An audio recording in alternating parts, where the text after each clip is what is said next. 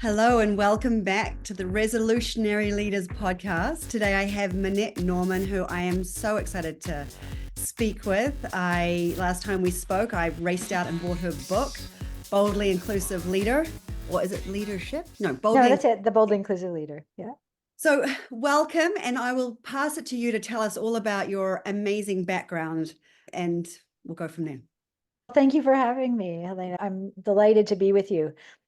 My background in a nutshell is that I spent 30 years in the software industry in Silicon Valley, starting in the early days back in 1989. And starting as an individual contributor, I was a tech writer. I wrote the Photoshop 1.0 tutorial when they were just developing Photoshop. And then I spent the next 30 years, I spent 20 of those years in management and leadership positions. And as I rose through the ranks of leadership in a tech company, I got bigger and bigger responsibilities until I ended up as the VP of engineering at a large tech company and had thousands of people reporting to me. And I realized, this is one of the things I realized, is that we are so ill prepared to be leaders often. We're usually like good at our thing. We're a good engineer or a good writer, and then we get promoted. And suddenly we're in charge of people's lives. And I realized I had so much to learn. I learned over the years, and ultimately it was time for me to leave the company where I was in 2019, and I left. And I decided I am not ready to retire. I have way too much that I have learned and accrued wisdom and knowledge. And so I decided I wanted to become an author and a speaker and a consultant, focusing on helping leaders do better and create more inclusive and psychologically safe workplaces where everyone can do great work. And what a perfect environment you're in, because since 2019, the workplace has been an absolute landmine. It's so true. It's so true. And I didn't know the timing was going to be so apt for my starting this new phase of my career. But yeah, there's a lot of need for this work that I'm doing.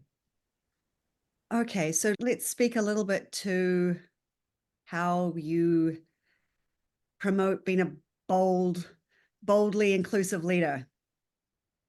But of course, there's a lot to it. But I think that the starting point for all leaders is to really look at their own behavior and to develop some greater self-awareness, because I think so much of what we're doing as leaders is unconscious. And at the same time, people are watching our behavior. They're watching what we talk about and what we stay silent about. They're noticing what we reward and what we tolerate. And unless we are very conscious of all these things, we may be sending messages that are damaging. And here's an example of this that I saw so much happen so commonly, which is that we are all comfortable with people who are much like us. That's our affinity bias. That's how we survive as a species. We see who's part of our tribe and who's not. And in the workplace, if we're leaders and we're not conscious of that, the first thing we do is we hire and surround ourselves with people just like us. And it's why we see C-suites where everyone looks alike, or they all come from the same university, right? And so we have to consciously fight that tendency and instead start to look at, who am I missing on my team? What mindset, what experience, what ideas, what ways of thinking am I not including here? And then how might I get over this discomfort of having a very diverse team instead of a homogeneous team? And how might I create an environment where everyone has a voice and where everyone's ideas are welcome, no matter how different they are from the majority? So this is the billion-dollar question. How do you create those conditions? Mm-hmm. Particularly given that a lot of companies did start out exactly the way you described, with a bunch of mates, a bunch of people that went to the same school and loved the same things and got on really well and had this great idea, and that's the foundation of the company. And then, oh gosh, we need to actually consciously start to diversify our perspectives. And then you've got the, I used to feel so comfortable and it used to be so easy, and now everything feels a bit edgier and different because we've now got a bunch of people that think differently and look differently and act differently. Yeah. And so how do we create those conditions for everybody to feel like they can show up and be themselves? That is the $1 million question for sure. And that is the work that I do with leaders, is like starting with, how do we listen to one another? And how do we get people to speak up who may be uncomfortable speaking up? And that comes back to this idea of psychological safety, which I believe is foundational to creating an inclusive environment. And psychological safety is the belief that in a group setting, you can speak up with an idea, you can ask a question, you can make a mistake, you don't have to be perfect, and you know that you will not be marginalized, you will not be embarrassed, and there won't be any negative ramifications for asking those questions or sharing those ideas. So leaders have to create that safety, and they can't do it by, they'd love to be able, and we'd all love to be able to wave our magic wand and say, this is a psychologically safe space. But no, it actually takes work and practice and consistency of inviting those ideas. What am I missing? What are we not seeing here? Inviting the divergent perspective. And then when someone is brave enough and courageous enough to say, I'm seeing things really differently, or I'm seeing a risk in what we've chosen to do, that then we all, and this is where it becomes really a group phenomenon, is that we all listen with an open mind. We Mm. have to really pay attention that let's get curious to understand that different idea, or that what seems like a naive question, but it is really the question we need to answer, and not either ignore them or embarrass them. And so the leaders really set the tone. And I think this is why I say we have to start with our own self-awareness. How do we listen to one another? How do we invite other perspectives? How do we make sure that when someone challenges us, we don't get defensive, or when we do get defensive, because that's our normal human reaction, that we don't let our automatic defensive fight, flight, freeze response rule our behavior, and instead we can take a pause, and we can, say, oh wow, like maybe I'm getting triggered here, and we can just pause and then say, I want to understand that. Let's dig a little deeper and not lash out at somebody, because the minute you have that instinctive response when someone puts you on the defensive, you shut down the room, you shut down that person, and you've signaled to everyone who's in that group that it isn't safe. It isn't safe to ask the question or challenge the idea, because the leader here is going to get triggered. So I'm just going to stay silent, right? And what's coming up for me is how to repair the Yeah, situation when you have inadvertently indicated that it's not safe. And then yeah. you, okay, I was triggered, and how do you come back and repair? Because that's something that I think is massively overlooked. Oh, yeah. And it's honestly, it's not easy. And we have to do the work to do the repair, because we will all have that bad day. All of us are human, Yes. right? And however self-evolved we are, there's going to be that day when we didn't take the pause and we got triggered and we had a reaction that we regret. And I think the first thing is to acknowledge what happened and to be very honest and apologize. I'm really sorry, but I got I was triggered by that, and I didn't react in a way I'm proud of, and I know that had an impact on you. And to just first acknowledge it and not make excuses, just No. acknowledge it. I've done it to people, and I've had it done to me, and the repair can feel artificial. Like it can be like, sorry you were triggered, but blah blah, or sorry I lashed out at you, but you're being oversensitive, or that kind of thing. But really to own it, to fully own it. And you wanted to say something, Helena. Yes, what you were saying, I hear it a lot in the work that I do, is people who are saying, I'm sorry you felt that way. Yes. That's, I didn't mean for you to feel what, but as opposed to, you've got to acknowledge what you did, Yeah. because sometimes people, that they don't even know what they did. They don't even know what they're apologizing for. So to know what it was that you did and the impact on that person of what you did, firstly, and then that you wish you hadn't done it, that you're sorry, Yeah. Yeah. and then how you're going to do it differently next time, Exactly. or Yeah. how you're going to make it right, what you're going to do to I'm going to now go back into that room, and I'm going to say to everybody what I just did by calling Jack out in front of everybody was inappropriate and not the leader that I want to be. And that's what I'm going to do. So I think people learning how to say sorry is something we're not taught. And a failed apology is often worse than no apology. Yeah. Yeah, I this actually brings back a memory of a time when I was leading this leadership forum and actually I don't know exactly what they asked, but it was like a really challenging question. And it was a bunch of leaders in the room. And one of the people was like, it was kind of a little annoying question. And I got triggered. I was at the front of the room. I got triggered and I threw it back at him in a not very kind way. And he froze. I could see his reaction and I felt absolutely terrible. And we moved on from that. But I felt really bad. And it was in front of all of his peers and it was in front of my peers. And I came back after we had a break later and I came back and I publicly apologized to him. And I said that was really hurtful and inappropriate and I wish I hadn't done it. And this is how, I would like to replay it and etc. And someone later said to me, like, I wouldn't have done that. I would have just let it go.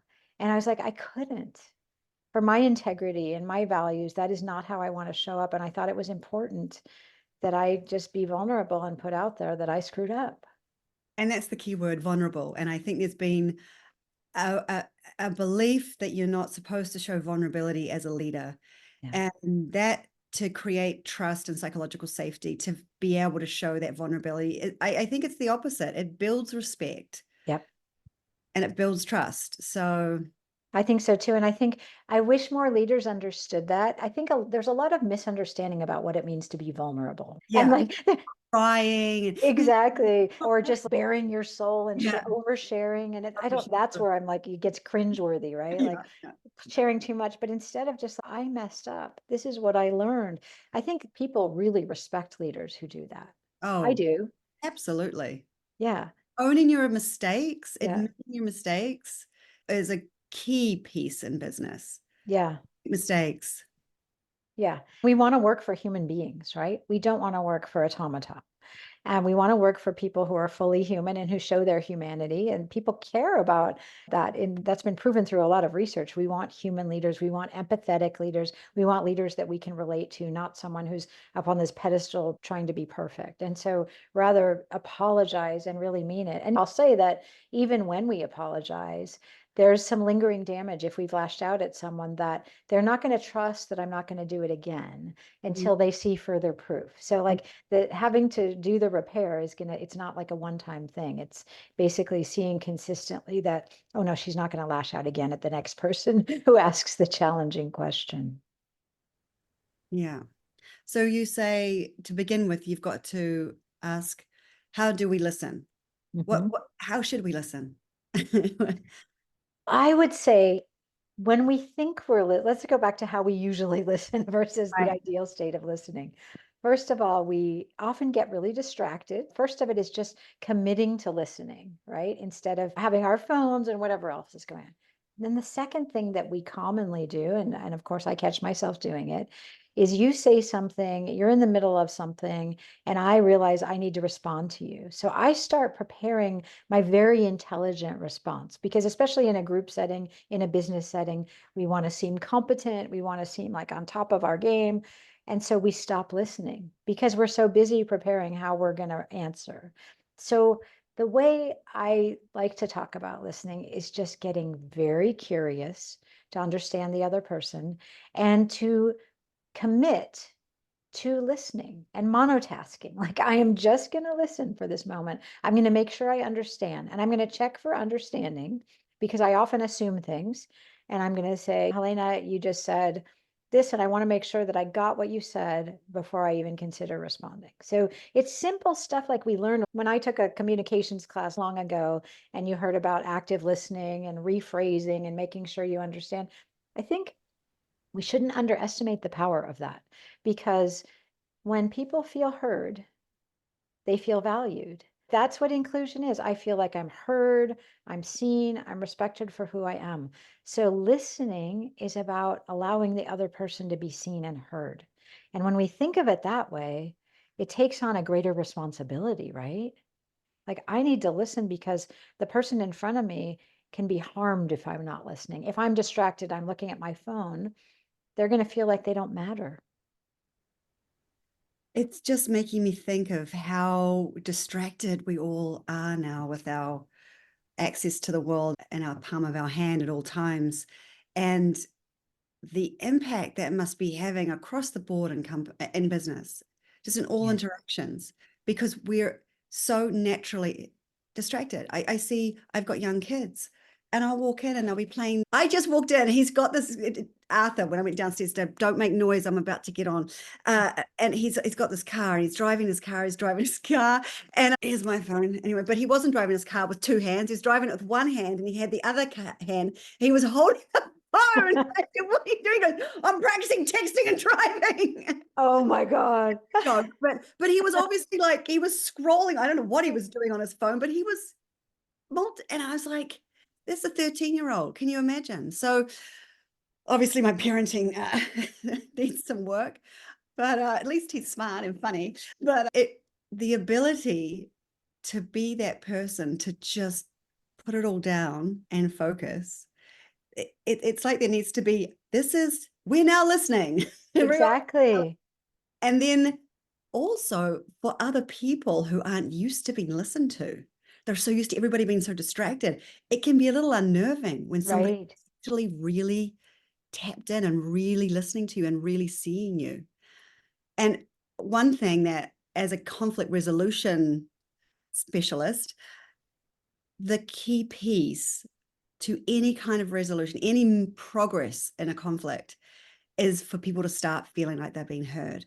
Every time I show up, a room is full of people who feel like nobody has heard them. They have Exactly. been banging against the wall for a year, 2 years, and nobody has listened to them. And one of the keys about conflict, and if you're in conflict and you feel like you're not being heard, you can't listen. That's right. You have to be heard before you can start listening. So you'll find the parties are so busy shouting at each other because they're trying to be heard, but nobody can listen because they haven't been heard. So coming in as a neutral third party, it's like all these people get heard and they cry sometimes, but they actually are heard. And at that point, when they get to a point where they feel like they've been heard enough, they're able to sit and start listening to each other. But Yeah. typically, I have to have the pre-sessions to get that experience of somebody actually hearing them. And I had a really interesting experience a few weeks back on a job that I was on, and I did some pre-work. So it's two groups that are in conflict, have been in conflict, and haven't been heard with what's been going on for over at least 2 years. So there's been an investigation. It's all whatever. The first session of the day, I had two people from one side and two people from the other side, and we facilitated this conversation. It was the two managers and then the person the key players, and we got through a lot. It was 3 hours. And then we went into the afternoon session, and there were some people from one team, because it was a little bit about 6 people against one. Like it had been this thing. There was this one person, and so she's been heard at this point. 2 of the 6 have been heard, or 2 of the 5, and then 3 of the 5 are sitting over here. And I tell you what, I did not get as far as I needed to get because I had not listened enough. These 3 had not felt heard enough. And they were able to get something, but I know that next time I needed to have had a deeper session. It was so deep for them. And it was so obvious the difference between where these 2 who had already been heard for 3 hours were at compared to these 3 that hadn't. And I am going back there next week to have another listening session with all 5 so we can fix that. Yeah, I think what you're pointing out is the power of listening and the power of being heard, and how much we can't underestimate that. And that's a starting point. That's where I think we have to start as leaders. And I think another thing, a nuance of that, is that often when we are in leadership positions, we're very anxious to reach a solution. So even like in a one-on-one conversation with a staff member, I learned, this was something I had to learn, is like to ask, before someone's telling me something, and are you going to want help with this? Do you want my suggestions, or do you want me to just listen? And then, like, for them, that was really helpful, because sometimes they're like, I just need to vent. And then maybe we can come to problem solving. But leaders, we go straight to the problem solving and we stop listening because we're already solving. And sometimes the person just needs to get it off their chest. And then you can move to that next phase. So it sounds like with this group, some of the people had not been able to clearly articulate what they needed to say. And so they're just stuck in that moment. They weren't able to listen at the depth that was required, Yeah. with the curiosity that was required. Yeah. Yeah. And that curiosity is critical. So what was the next thing? So how do we listen and how do we work?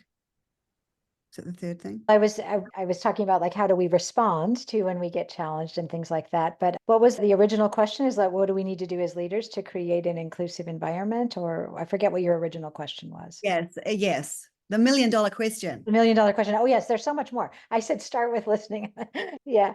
Stop listening. We got that. Okay. Yeah. So one of the things that I say, besides listening and really managing how we respond and our responses, but one of the other things that I think is so important, this is something I actually learned about a little bit the hard way, is practicing empathy.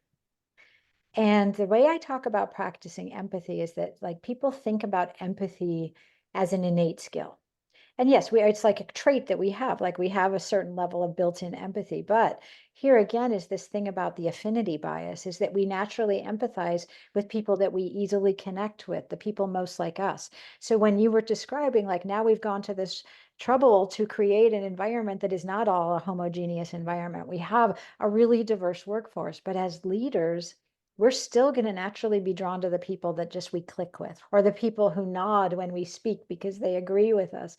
And we have to actively try to empathize with the people that may push our buttons, may disagree with us, may not see the world in the same way.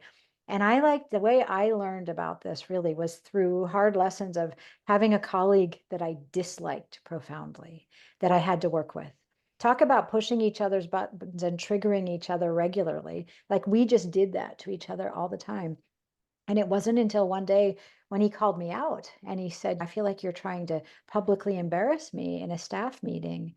And I had this moment of going, oh wow, he cares about the same things I do. He cares about our professional reputation, right? We don't want to be embarrassed in front of our peers and our manager, and I am doing something that is harming that. And we started to have a new kind of dialogue of seeing each other as, what do we have in common, as opposed to what separates us.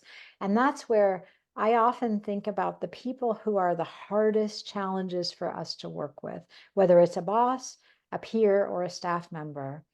Those are our empathy teachers. Those are the people that we have to actively try to see, what do we have in common, what connects us, because there's a lot maybe that separates us. And I think that's an important quality for leaders today, because we do have diverse workforces ideally.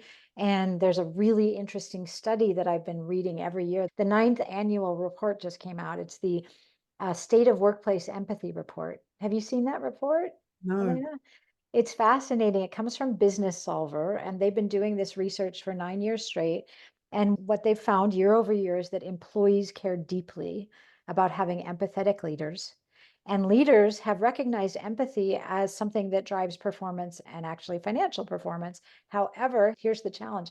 The challenge is most leaders think of themselves as highly empathetic, and most employees rate them as much less empathetic than they rate themselves. So that's the first disconnect. And the second is that there's still this conception or misconception that many leaders, and especially CEOs, have, that I will be seen as weak if I am empathetic.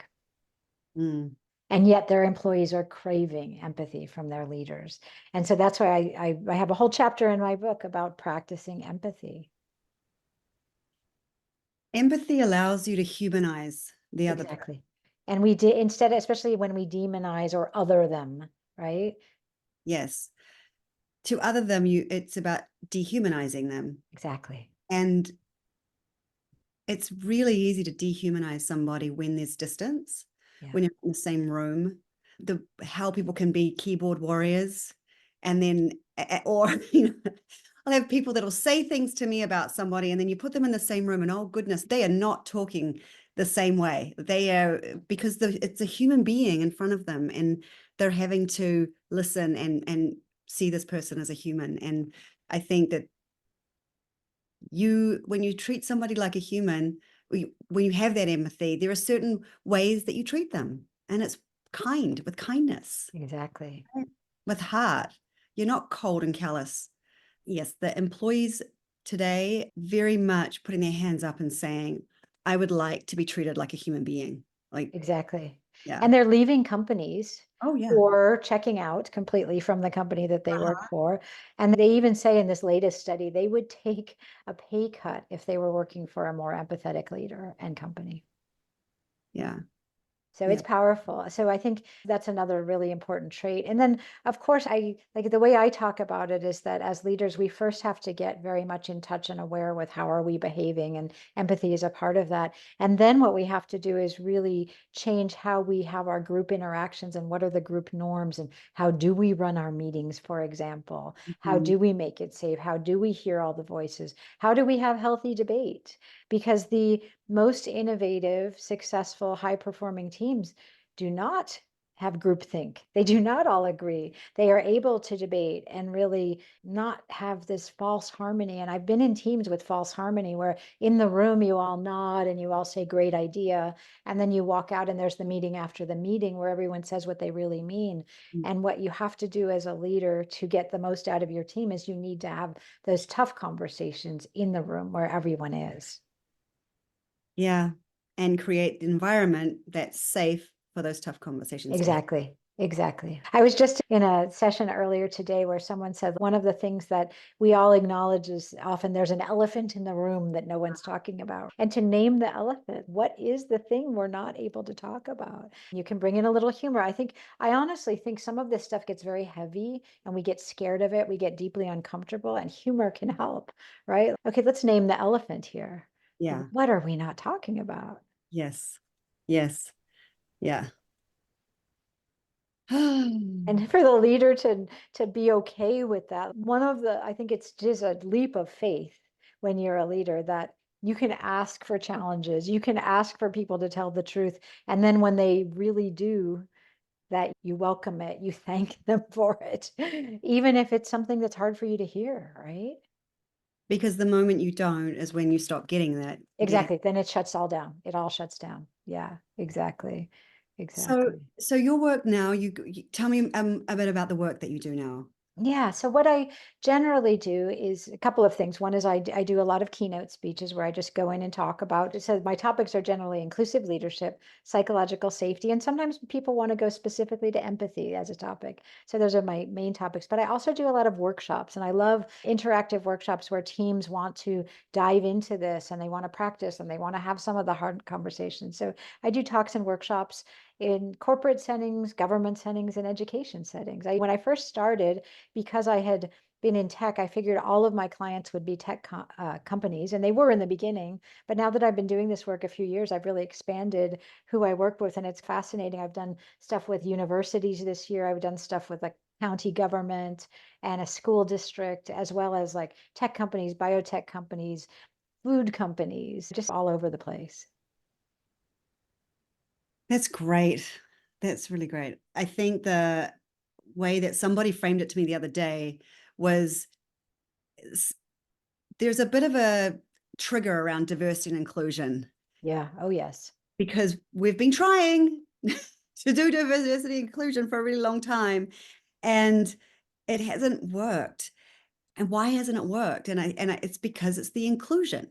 And then to frame it as how to unlock your human potential. That's right. That's how I talk about it. Yeah. Unlock the workforce, their human potential, because that's what it is. It's not just being polite and politically correct. Oh, I've got someone who looks different than me sitting beside me at the table. It's about being able to unlock and that person show up with all of their brilliance. Exactly. And all of that leads to better innovation, better financial performance, and also better employee retention, motivation, being. So it's all the things Right. that companies and Right. organizations care about. And they don't realize it's not diversity that does that.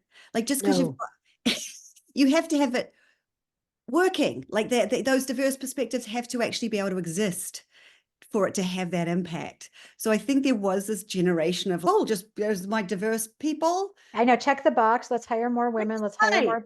And I think I honestly think that was the big mistake, is that it started to be like a checkbox activity and a spreadsheet activity Mm. instead of let's change the culture and the behavior. And the culture really is the behavior. I had a revelation the other day speaking to a woman who was quite senior in tech.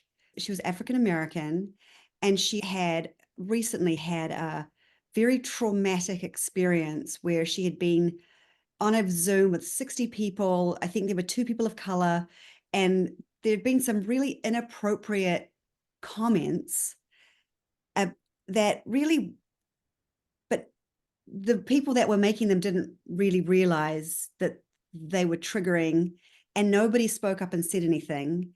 And so she got off the Zoom, and she tried for 6 months to navigate through it and try and find a different position and a different, like in a different role in the company. And because when she went to the leader, was like, maybe you should just find a different position. But that was the response. And then so she ended up getting very sick and leaving the job. And now she works with people like herself, people who are of color in the tech industry, because what she was saying is there's so much trauma that happens because if they're literally ticking the box and you're the diversity hire, you're not experiencing the inclusion. Yeah, you're getting treated a certain way that marginalize you, and you eventually just can't do it anymore. So you quit. And then they plug somebody else in there. And you leave that job and you go to another job, but you're plugging a hole over here. Yep. Right. So then you and so for her, that comment, she said it wasn't even just that one comment, it was just the buildup Of course. years of the burden of being that person that's sticking in there and be like, here's our diversity, but we've got zero inclusion. So someone was interviewing me a couple of days ago about how does somebody applying for a job know if the company has a good, healthy environment? And I was saying, I really do think you have to look at the top of the company. You have to look and see if there is true diversity of perspective at the top, because for there to be that, and not just one person, like just Right. you have had to have had a culture that has allowed people with different perspectives to survive and rise up through the ranks and get into these leadership roles. It's so true. And that doesn't mean it's an inclusive culture, but there's a better chance. And I Yes. also advise people to ask some pointed questions in their interviews about what the culture is like, and you can figure out what those questions are going to be. But yeah, how do you create an inclusive culture, and how are people who are from different populations integrated into the workplace or marginalized, and just to find some juicy, spicy kind of questions to ask and to see what kind of responses. Do you get a defensive response, or do you get something substantive there? That can be pretty telling too. But I certainly, like, whenever I am considering working with a client, I was just invited for something, I go in first, I look at their leadership team. It's all on people's websites, right? And so often there's not much diversity even in gender, right? And then we start to look at race and ethnicity and things like that. So often I see it's an all male C-suite except for the chief people officer and maybe the chief marketing officer. 100%. Okay, warning signal. Doesn't mean I'm not going to work with them, but warning signal. Yeah. And then when you start to talk to people, and especially when you're like when I'll be brought in, I'm not always brought in at the C-suite. I may be brought in by a VP somewhere in the middle layer. And then to see, like, how much support are you getting from above? And there's sometimes a lot and sometimes not much. And so then you have to, like, how much can you influence within your span of control versus how Right. much support will you get from above and across? And yeah, it's a lot of work to do. Yes. Oh my God, I'm feeling overwhelmed. No, but one of the things that I always encourage with leaders is I don't want to overwhelm you, because I'm inviting you to do this work. And this work is a lifetime journey. It's not like we can flip a switch, and it's also not like you're ever done by creating a great culture where everyone can thrive, because things change. Things change in the workplace, things change in the world. And so we are just doing a little bit better every day. And I love that Maya Angelou quote, like, when better, do better, right? There are a lot of things we didn't used to know that we've now learned. And so now we're going to do better. And every day we're going to learn something new, and we may make mistakes. That's okay. We're human, and we're going to learn, and we're going to do better. And so I don't want anyone to be overwhelmed, because when they get overwhelmed, when we get overwhelmed, we are paralyzed. We stop. We don't do anything. So rather take one small action of, I'm going to run my meeting differently tomorrow. And I'm going to commit to listening in my one-on-one in a way I've never listened before. Small things like that can have such a hugely positive impact. So don't minimize what small changes can make in terms of positive impact. And I think that's how we keep going doing this work, because I see time and time again, even working with clients, when they say, I thought, this is an anecdote from a client where I was doing some work on psychological safety. And they said, I thought my staff members would speak up. I always thought they were speaking up and telling me what was on their mind. And then I took your advice, and it was from the psychological safety playbook. We suggest that leaders say, what am I missing? Like, after you present something, after you have a meeting, what am I missing, or what are we missing? And she said, until I started using those words, people didn't speak up. But as soon as I did, and I left some silence, and I let them think, people started telling me what was really on their mind. And she said, I assumed they were telling me, and they weren't. So Yeah. that was such a small tweak, and it made a huge difference. Yeah. Start asking, start listening, and stay curious. Exactly. That's pretty much it. Like, there's more from there, but if you do, that's going to be great. Okay, so Minette, your Boldly Inclusive Leader book is out and amazing. And what is your website? MinnetteNorman.com. Awesome. Easy to find me there. Yeah. Thank you so much for joining me today. I love chatting to you, and I hope to talk to you again very soon. Thank you so much. Thank you.